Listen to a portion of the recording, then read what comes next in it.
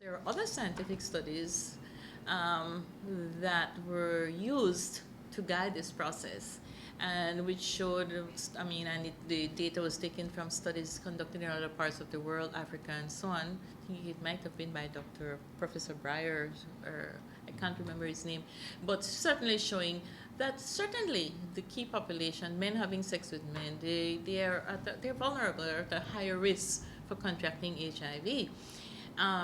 What the scientific data shows, and I think that's where the problem came in with that discussion, is that we've got to make the environment friendlier. We have to make that environment so that our key population have the access to education, have access to healthcare, and so on.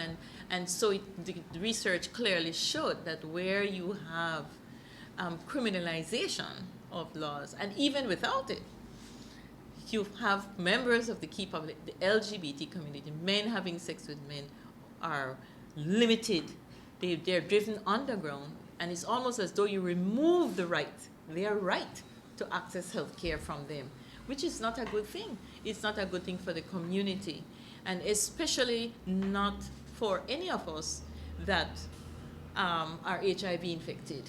And I'm speaking not only of the LGBT community, but also talking about men and women who may have contract HIV infections.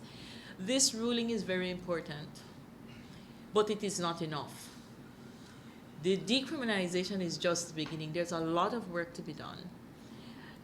Why? Because we've got to prepare our environment. We have to get the healthcare settings, the point of care settings. We have to have our community on board with us.